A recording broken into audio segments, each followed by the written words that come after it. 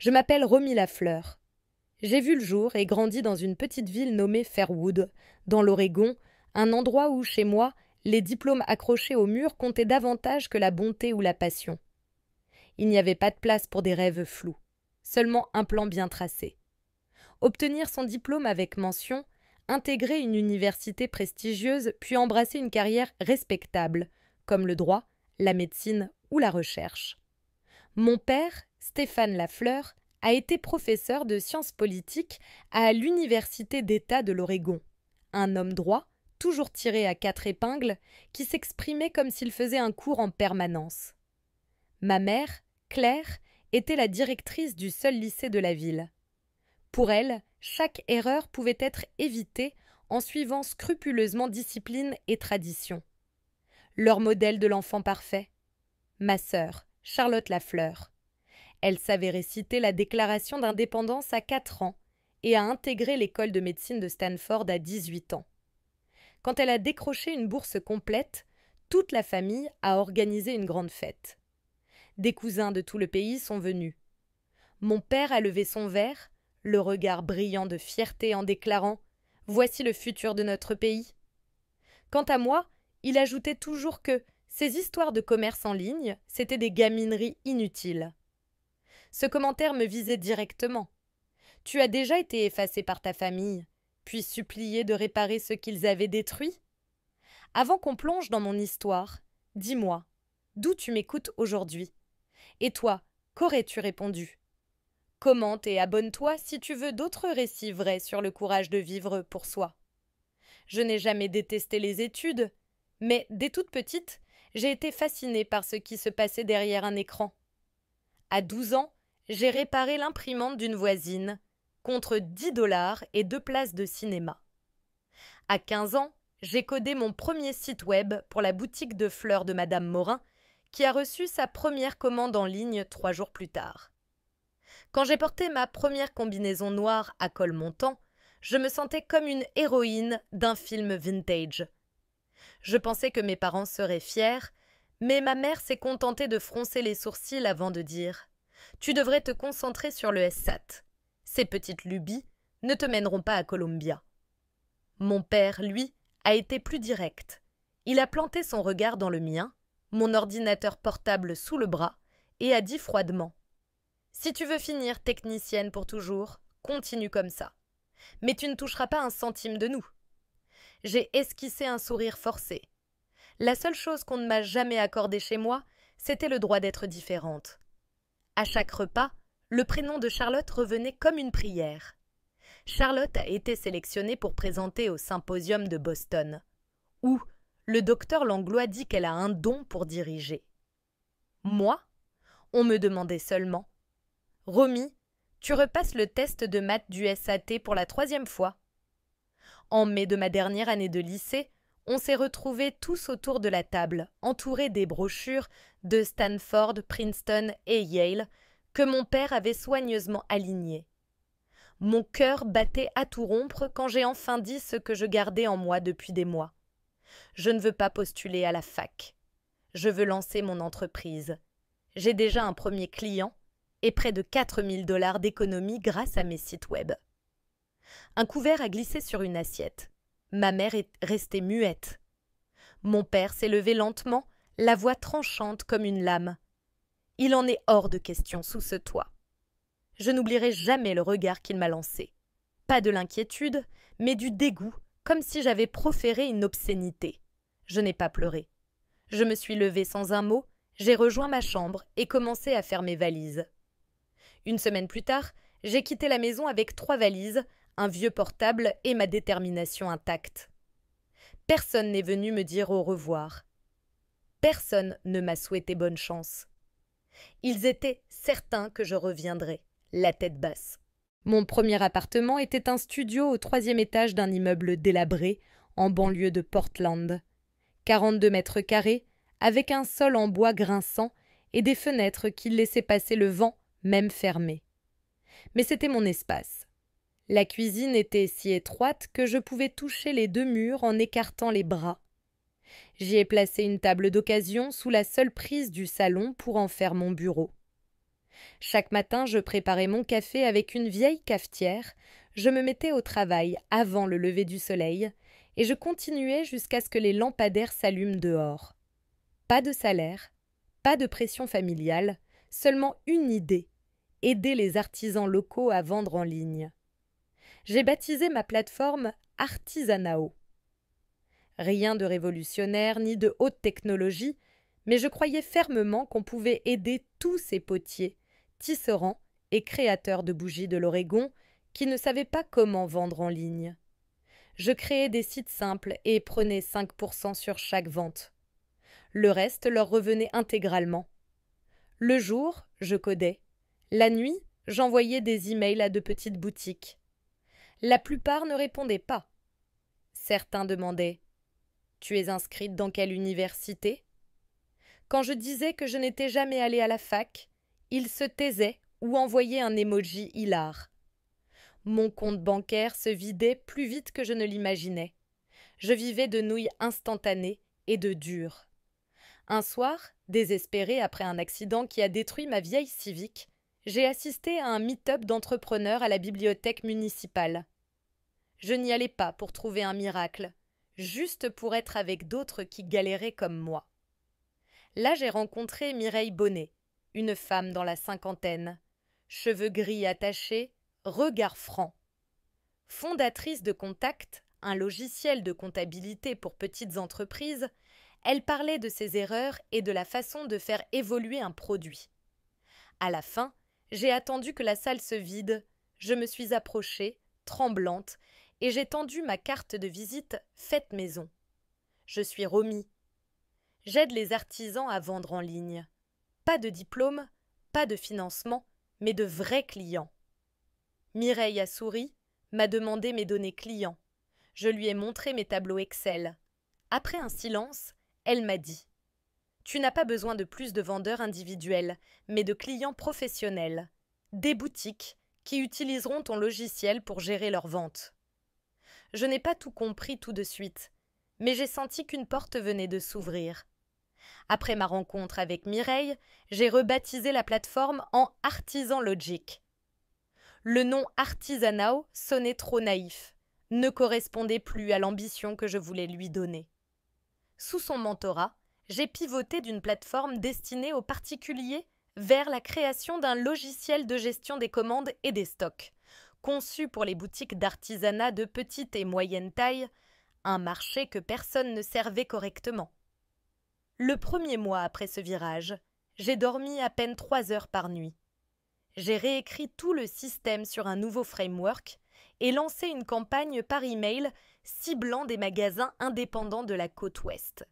Chaque nouveau contrat me permettait de rembourser la réparation de ma voiture, de payer l'hébergement de mes serveurs et finalement d'embaucher un stagiaire à temps partiel, Léon, étudiant en design UX que j'avais rencontré à un autre meet-up. On travaillait dans mon appartement, assis sur des cartons de nouilles instantanées qui nous servaient de table, et on avait accroché un tableau blanc sur la porte du frigo. C'était rudimentaire, mais c'est là qu'Artisan Logic a pris vie. En automne, après plus de 100 appels restés sans réponse, j'ai reçu un email du service des opérations d'une chaîne de meubles artisanaux, Bois & Sève, qui comptait 36 magasins répartis sur 6 États. La responsable, Rebecca Tremblay, écrivait simplement: « Votre logiciel peut-il gérer les stocks par point de vente ? Envoyez-nous une démo. » J'ai lu ce message 10 fois. Pendant 5 jours sans sommeil, Léon et moi avons développé une démonstration interactive qui simulait la gestion de stocks multisites, avec un tableau de bord clair et des alertes intelligentes. Quand Rebecca a rappelé, elle n'a pas hésité. Nous avons besoin de ce système en production sous 60 jours. Pouvez-vous le livrer ?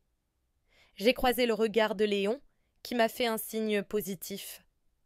Oui, mais il me faudra rencontrer votre équipe technique pour intégrer la comptabilité et les API de livraison. Elle a demandé où se trouvait notre bureau. J'ai dégluti. Nous travaillons à distance pour le moment, mais je peux me déplacer à votre siège à Denver.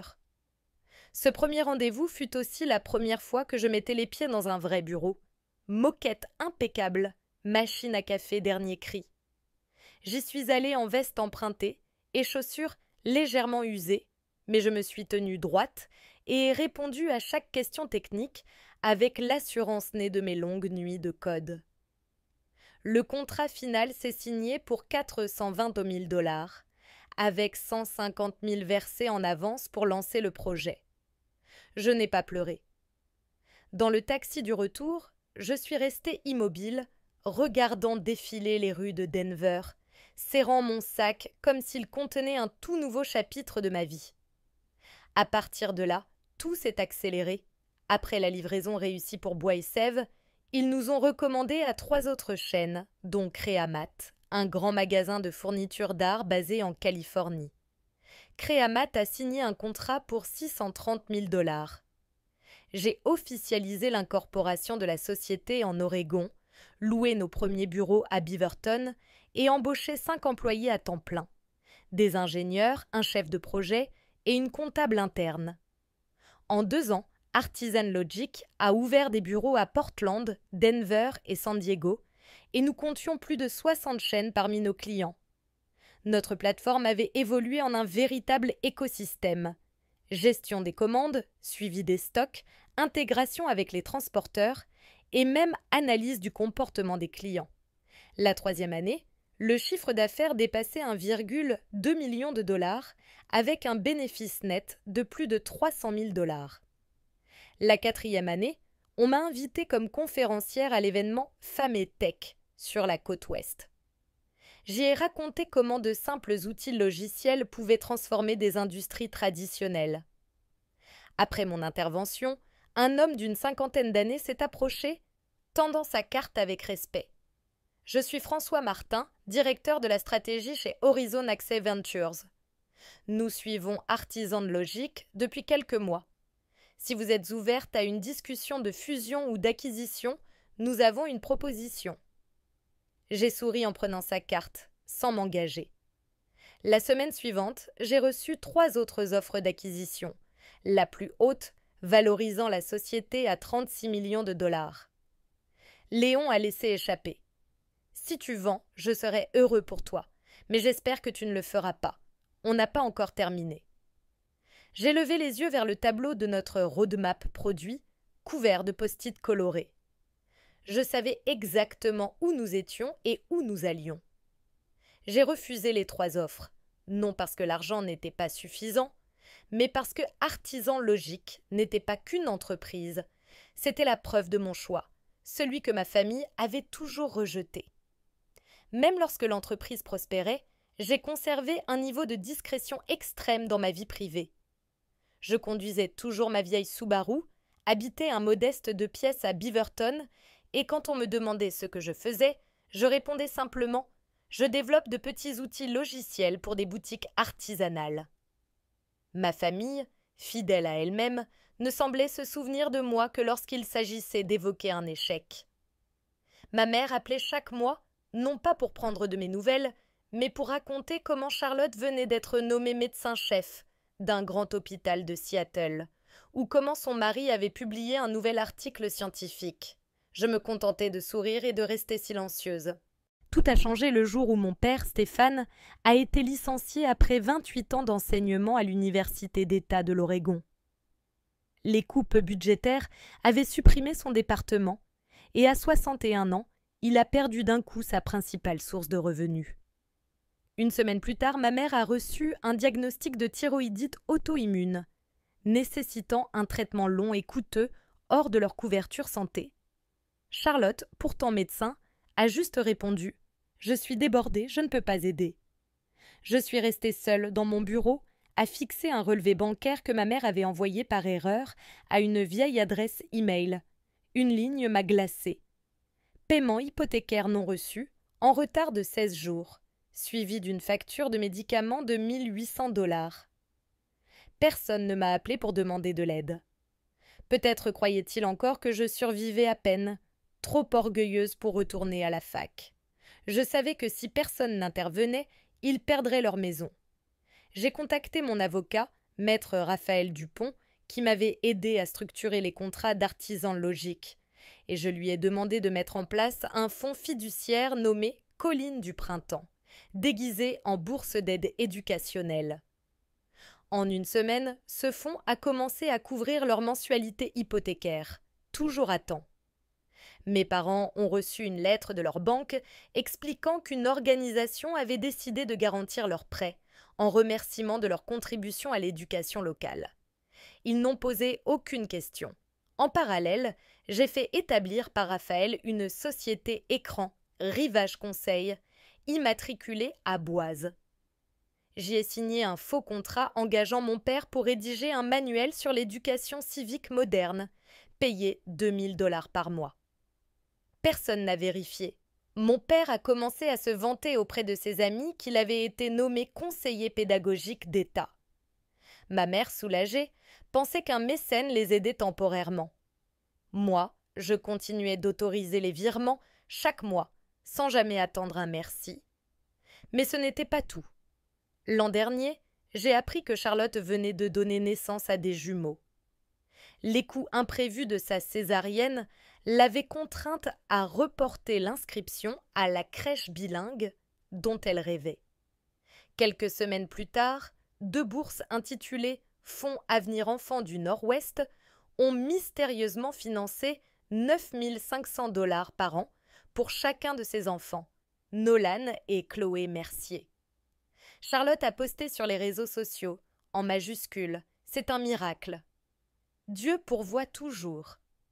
J'ai lu son message et esquissé un sourire sec. En 3 ans, j'avais dépensé plus de 120 000 $ pour maintenir toutes ces aides. Logement, traitements médicaux, scolarité, salaire fictif. Tout était légal, tout soigneusement camouflé pour que mon identité reste secrète. Au travail, j'étais remis la fleur, PDG que le magazine Innovatrice du digital surnommait l'architecte de l'artisanat connecté. Je signais des contrats à 6 chiffres, prenais la parole dans des conférences, voyageais parfois en jet privé. Aux yeux de ma famille, j'étais toujours la fille rebelle, probablement coincée dans un petit boulot en ligne. Chaque Noël, je revenais en voiture de location, portant un manteau vieilli, écoutant ma mère demander « Tu n'as toujours pas envisagé de reprendre tes études ?» Mon père hochait la tête comme s'il me pardonnait de ne pas avoir réussi. Cette année-là, Thanksgiving est tombé un jour de pluie grise à Fairwood. Je suis arrivée avec une bouteille de vin rouge de Napa Valley, un dossier de presque 40 pages en couleur et une clé USB contenant la présentation interne que j'avais faite à la conférence tech de Seattle en septembre. J'attendais ce moment depuis longtemps. En entrant dans la maison, ma mère, Claire, était affairée à dresser la table avec son air pressé habituel. Mon père, Stéphane, était affalé dans son fauteuil, le journal économique grand ouvert sur ses genoux, me lançant un simple hochement de tête. Charlotte est descendue de l'étage, habillée comme pour la couverture d'un magazine médical. Son mari, Julien, venait de détacher les jumeaux de leur siège auto et a murmuré « Qu'ils ne touchent pas l'ordinateur de tante Romy, personne ne veut que ses enfants deviennent geeks à 3 ans. » Je n'ai pas réagi, juste souri faiblement. Le dîner a commencé à 18h précises, comme toujours. Ma mère a porté un toast à la santé et à l'unité familiale. Puis mon père a enchaîné avec un discours de 3 minutes sur les accomplissements de Charlotte et la chance que nous avions d'avoir Julien comme gendre. Pas un mot sur moi. Quand tout le monde a commencé à se servir, j'ai sorti le dossier et l'ai posé délicatement sur la table, devant mes parents. J'aimerais partager quelque chose aujourd'hui. Ma mère s'est figée, l'air contrarié comme si j'avais fait une tache de sauce sur la nappe. Charlotte a lancé un regard soupçonneux. J'ai sorti la première page, un article du magazine Innovatrice du digital, ma photo en couverture, le titre en gros caractères « Romy Lafleur, fondatrice et PDG d'Artisan Logique », la plateforme qui révolutionne l'artisanat américain. Mon père a attrapé le magazine, le feuilletant comme pour y déceler un faux. « Où as-tu trouvé ça ?» a-t-il demandé d'une voix glaciale. « Dans ma vie.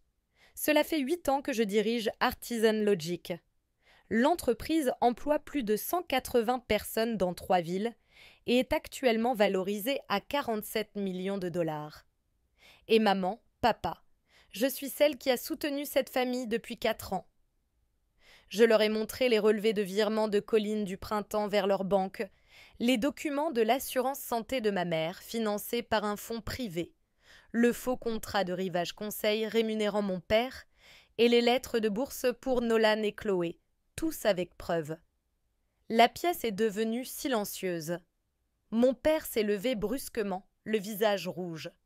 C'est impossible. Une décrocheuse comme toi ne peut pas devenir millionnaire en bricolant sur un ordinateur. Tu mens. Je l'ai regardé droit dans les yeux. Vous vous mentez à vous-même. J'ai gardé le silence pour vous épargner.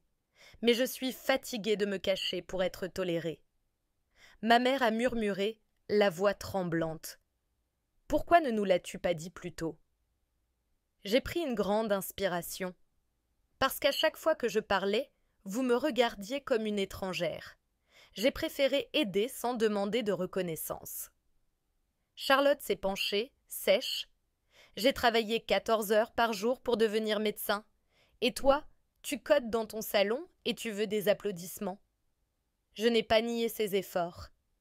Tu n'es pas la seule à avoir galéré.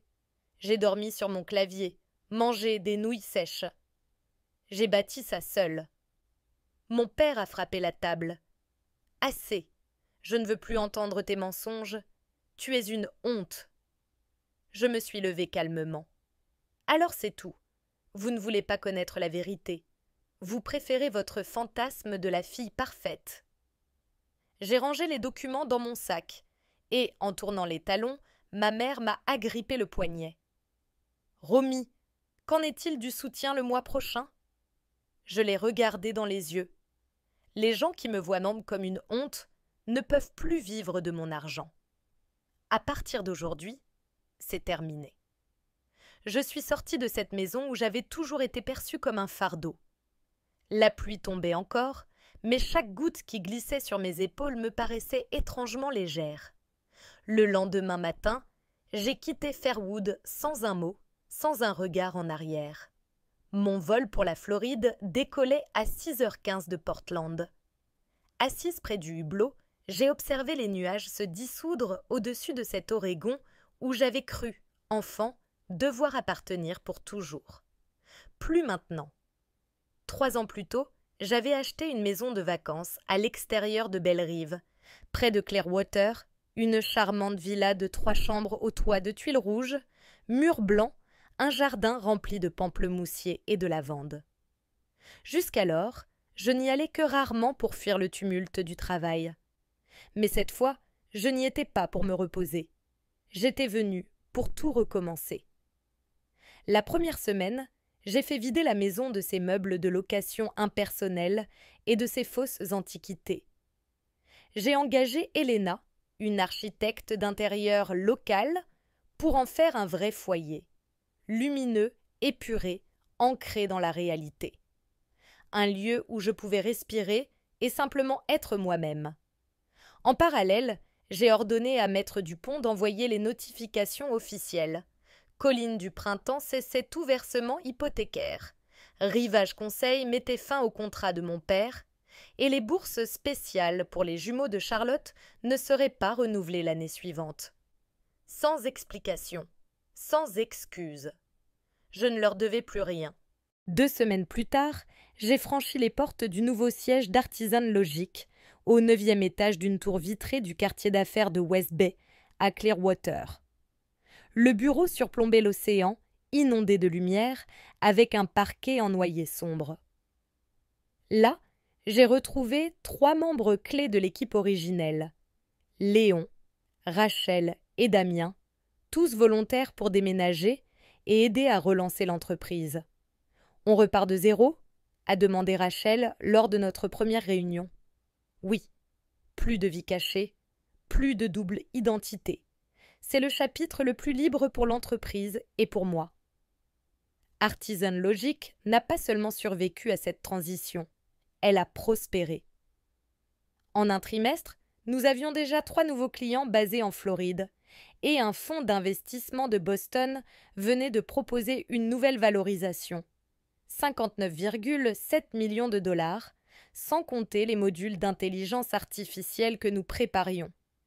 Je ne portais plus de vieux jeans pour paraître humble, ni de manches longues pour dissimuler ma montre haut de gamme. Je n'avais plus besoin de feindre l'échec pour être temporairement acceptée. J'étais la PDG, la fondatrice. J'étais Romy Lafleur, pleinement. Je suis devenue active dans la communauté tech locale. Un vendredi soir, lors d'un événement Women in Tech à Tampa, j'ai rencontré Gabrielle Marchand, consultant en transformation numérique pour les associations. Son sourire était franc, sa poignée de main chaleureuse, comme si on se connaissait depuis toujours. On a parlé de l'importance de connecter les jeunes entrepreneurs en zone rurale, puis de cabillaud mariné dans un petit resto thaï. 3 semaines plus tard, on dînait pour la 3e fois, cette fois sans parler travail. On marchait pieds nus sur la plage, partageant des écouteurs pour écouter nos chansons d'adolescence. Je n'avais pas besoin de cacher ce que je faisais, ni de détourner les questions sur mes revenus. Tu es la seule personne que je connaisse à avoir bâti un empire en secret, m'a-t-il dit sur la terrasse, le bruit des vagues en fond. J'ai ri. Parce qu'avant, je croyais que si on savait, on essaierait de me transformer. Maintenant, si quelqu'un refuse de m'accepter tel que je suis, il n'a pas sa place dans ma vie. On a trinqué nos cocktails ananas-menthe, comme une promesse silencieuse. Je me souvenais encore de ce dernier dîner chez mes parents. Chaque remarque cinglante, chaque regard méprisant. Mais au lieu de laisser ces souvenirs me détruire, je m'en servais désormais comme boussole. Chaque jour vécu honnêtement était déjà une victoire. J'ai commencé à penser à tous ceux qui me ressemblaient, de jeunes créateurs sans diplôme prestigieux, mais avec des idées puissantes. Pas tous peuvent endurer des années de solitude comme moi. Pas tous rencontrent une Mireille Bonnet pile au bon moment. J'ai alors décidé de fonder la fondation Romy avec son premier programme baptisé Élan Forge, un fonds d'aide et de mentorat pour jeunes entrepreneurs sans études supérieures, mais avec un projet solide.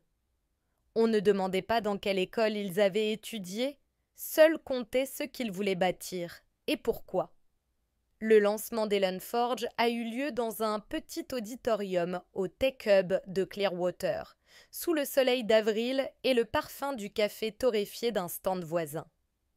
Je suis montée sur scène, sans papier ni prompteur, juste moi.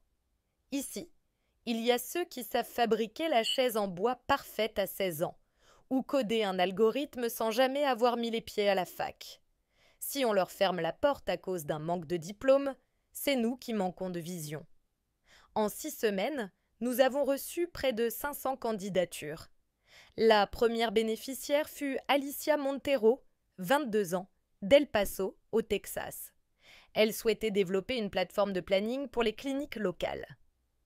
Lors de notre premier appel vidéo, elle a fondu en larmes. Je ne pensais pas qu'on me choisirait avec seulement le bac sur mon CV. J'ai souri. Peut-être que tu n'avais juste pas encore rencontré le bon jury.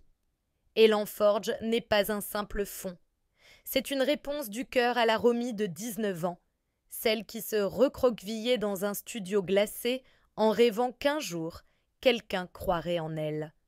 Un après-midi de juin, alors que j'arrosais la lavande dans mon jardin, mon téléphone a sonné. L'écran affichait « Charlotte ». J'allais laisser sonner, mais j'ai répondu. « C'est moi », a-t-elle dit, la voix moins tranchante qu'avant. « Comment tu vas ?» Silence. « Je ne t'appelle pas pour demander, juste pour te dire merci pour tout, et désolé. » Pas une excuse générique, une vraie. Désolée de ne pas t'avoir vue. Je n'ai pas su quoi dire. J'ai bu un verre d'eau en silence, ma voix presque éteinte. Merci d'avoir appelé. Je ne leur ai pas ouvert grand les bras, mais j'ai recommencé à répondre aux messages, demander des nouvelles des enfants, envoyer des vœux d'anniversaire, à bonne distance. Puis, un dimanche matin, j'ai reçu une enveloppe manuscrite, de la part de Stéphane Lafleur. L'écriture penchait légèrement, nette, comme dans ses corrections d'antan.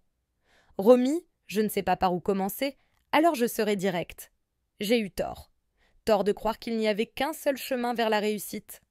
Tort de laisser mon orgueil m'aveugler. Quand tu as dit la vérité ce soir-là, j'ai craqué non pas à cause de tes mots, mais parce que j'ai compris que je n'étais plus l'homme que tu avais besoin que je sois. Si tu ne veux pas me pardonner, je le comprends. Mais sache que je suis fière de toi. Je l'ai lu 10 fois.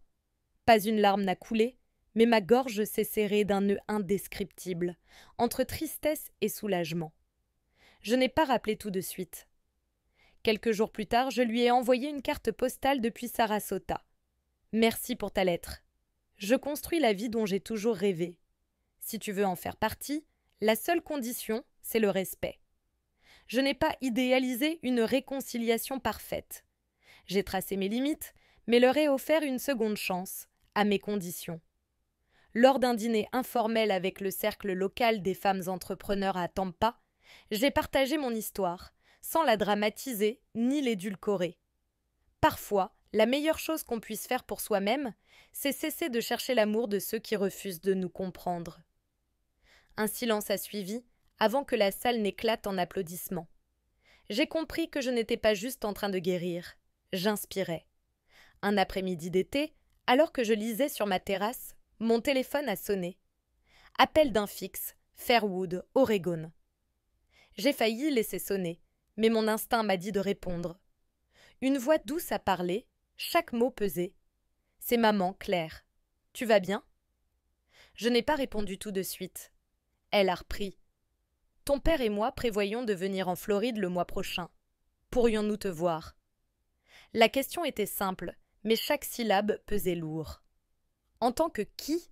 Ai-je demandé calmement. La fille que vous avez exclue ou la PDG que vous ne pouvez plus ignorer? Elle a soufflé. Comme notre fille, si tu l'acceptes. Je n'ai pas répondu ce jour-là. J'avais besoin de temps, non pas pour pardonner, mais pour réfléchir à ce que j'attendais vraiment de cette rencontre. 3 semaines plus tard, j'ai choisi un petit café en bord de mer, à Clearwater. J'y suis arrivée tôt, commandé un cold brew, et j'ai attendu. À 9h pile, mes parents sont apparus. Mon père marchait plus lentement, les cheveux presque entièrement blancs. Ma mère portait une robe à fleurs beige, le visage plus doux qu'avant. Ils se sont assis. Silence. Je n'étais pas nerveuse. Mon cœur ne se serrait plus comme autrefois. J'étais là, solide comme l'eau calme de la baie. Mon père a pris la parole le premier. J'ai lu ton interview récente dans Entrepreneur Magazine. Ce que tu as bâti est impressionnant. J'ai hoché la tête, sans sourire. Merci. Ma mère a posé la main sur la table. Il nous a fallu du temps pour comprendre que tu n'avais pas à être notre copie. Non, ai-je coupé, la regardant droit dans les yeux. N'inventez pas de discours. Je ne suis pas venue pour entendre de belles phrases. Elle a baissé les yeux. Pour la première fois, j'ai vu ma mère, la femme qui avait toujours voulu tout contrôler, incapable de contrôler ce moment. Mon père a repris, plus bas. Un jour, tu m'as demandé ce que je voyais si tu n'étais pas la fierté de notre famille. Aujourd'hui, je veux te répondre. Tu es la preuve que je me trompais. Je n'attendais pas ces mots, mais je ne les ai pas laissés me définir. Papa, maman, je ne vis plus pour l'approbation de qui que ce soit. Je n'ai pas construit cette vie pour recevoir vos éloges, ni pour me racheter. J'ai appris à vivre pleinement et honnêtement. Ma mère a simplement hoché la tête, sans colère, sans protestation. Nous avons parlé du temps, du parc récemment rénové, des enfants de Charlotte, même si je n'étais pas encore prête à les revoir. En partant, ma mère m'a serrée dans ses bras. Pas trop fort, sans larmes, assez longtemps pour que je sente, pour la première fois, qu'elle me serrait sans vouloir me changer. Ils sont repartis à Fairwood le soir même. Je n'ai pas fait signe. Je n'ai pas regardé l'avion s'éloigner. J'ai marché sur la plage et envoyé un message à Gabriel. Je l'ai fait. Il a appelé aussitôt. Fait quoi? Je me suis assise face à eux, sans colère, sans besoin, et entièrement moi-même. Il a répondu, la voix tendre. Alors tu as déjà gagné. Chaque dimanche soir, j'organise un dîner dans mon jardin. Une longue table, des guirlandes lumineuses, du pain maison, du vin partagé. Il y a Gabriel, Léon et des jeunes fondateurs soutenus par Elon Forge. On ne parle pas de salaire ni de valorisation. On parle de sens, de choix et de vivre honnêtement.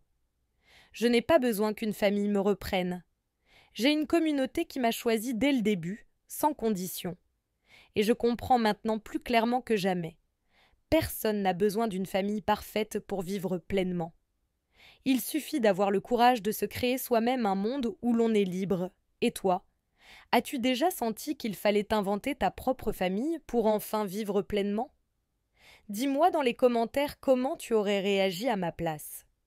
Partage cette histoire si elle t'a touché et abonne-toi pour ne pas manquer d'autres récits vrais qui prouvent qu'on peut toujours choisir sa liberté, même quand personne ne croit en nous. Ensemble, on peut créer une communauté où chacun a le droit d'être soi-même.